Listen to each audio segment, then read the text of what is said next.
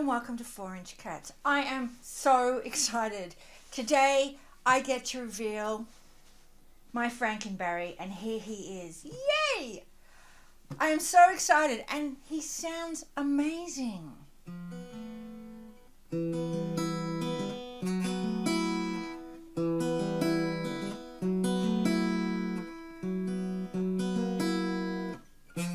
Even better when I can remember how to play. I'm so excited. So, what, I hear you ask, is a Frankenbari? Okay, that's the polite version of your question, I'm sure. My beautiful Frankenbari is a steel string baritone. Now, he didn't start life as a steel string baritone, so let me give you the Reader's Digest version of the story.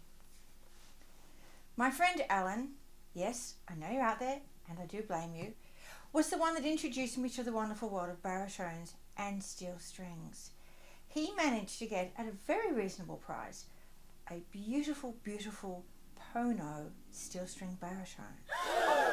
Oh my God, so amazing. I really, really, really wanted one. Really, really, really wanted one.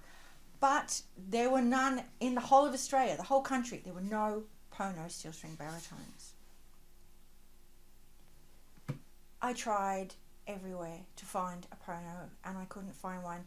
And eventually, with the help of my local music store, big shout out to Toby and Ron at Ron Lee's Music Factory. These guys really know how to bend over backwards and go the extra mile in customer service. I'm so impressed. Anyway, so Toby managed to find a place in South Australia that could import a Pono for me, because Ron Lee's isn't a Pono dealer. Great!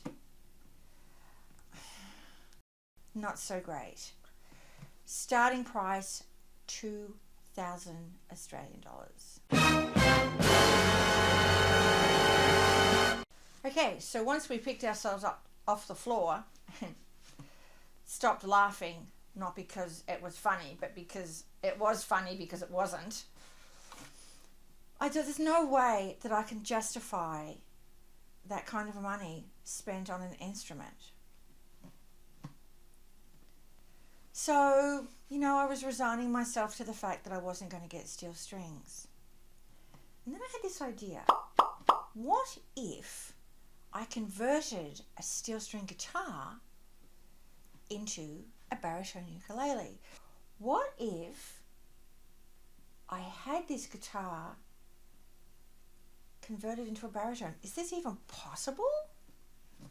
So, down to Ron Lee's for a chat with Ron and Toby. Ron is the man. Ron has so much knowledge and so much experience, and he's so passionate about ukuleles. I thought, if anybody can help me, Ron can help me. And sure enough, Ron had a lutherer who he thought would be able to help. And oh my God, what a beautiful job he did. He filled in the holes in the head and re-drilled new holes. And seriously, the only way you can tell is under a really, really powerful light close-up. He converted the saddle, again, taking out the pegs, filling in the holes, re-drilling. Although I think he might have actually replaced part of the saddle. I'm not 100% sure, because I can't tell. He's done that good a job. He's re-varnished it. It looks amazing.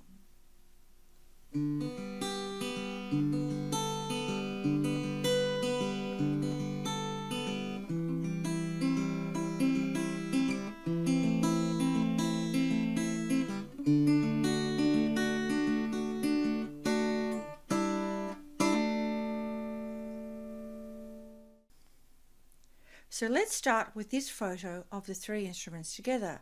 We have the Frankenbari on the left, we have my Ohana baritone in the middle for a size comparison, and we have the Yamaha on the right. Looking at these instruments from this distance, the Frankenbari looks like it's always been that way. The craftsmanship is just, it blows my mind. It's so amazing.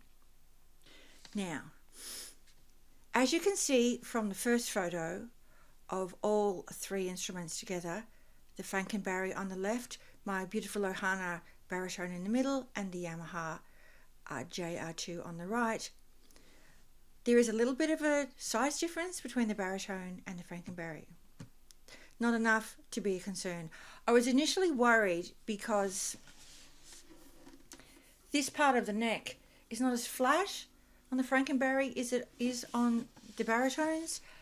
Occasionally I have to bring my hand around more if I'm playing sort of up on the fourth and third strings, but generally I don't even really think about it. Now, the string spacing, I'm not exactly sure what the measurements are, but Ron basically said to his lutherer, here's a baritone, I think it was a Cordoba baritone, do the string spacing the same as what's on this baritone, and that's what he did. He's done such a beautiful job. He's just... So, where to put the strings? Okay, this is a conversation I had a couple of times with Ron, and initially we agreed that perhaps rather than centering them, we would have them more down this side and have a bigger gap up this side. I was a little concerned because the neck is slightly wider than a baritone, and with my small hands that might be an issue. But the lutherer came back and said for the intonation and overall sound it was better to center the strings. He's an expert, he knows what he's doing, obviously. So I said, okay, fine, you go with what you think is best. String gauge, I said I'm not really sure what's already on it, but the same would be great because I like the string gauge. I don't even know what brand of strings these are. And is it a guitar or is it a baritone? I mean, this is something I've been thinking overnight. I'm calling it my Frankenbari because we've taken a baritone off to the lab and Dr. Frankenstein has turned it into something amazing. That's where the Franken bit comes from.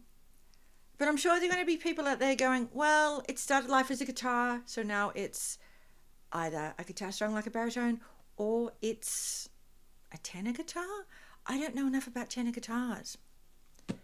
Leave me a comment. Let me know what you think. Be kind, be nice, always be nice.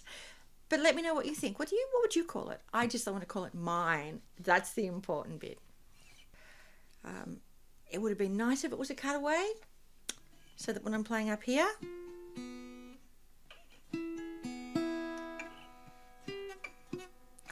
which I really need to think about to do.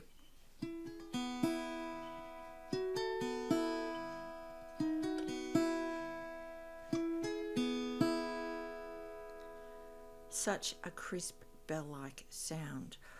What else can I tell you? Well, besides wishing it was a cutaway, but you know what, I can live without that. The one thing I do regret is that I didn't get a pickup mounted inside the body of the instrument. And I'm going to do that because at the moment I am recording with a Shure 57, I think it is, and I'm getting a nice clean sound.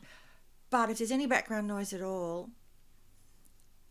I'd really much rather just have a built-in pickup so that I can plug straight into my recording software, or if I'm on a gig, I can plug into whatever their sound system is. It just makes life easier. So once we're out of lockdown, because Melbourne has gone back into temporary lockdown again, once it's out of lockdown and I can bear to part with it, it will be going back to Ron Lee's, back to his lutherer, who will put a pickup in for me. I'm waiting to find out what he recommends to put inside it and the cost.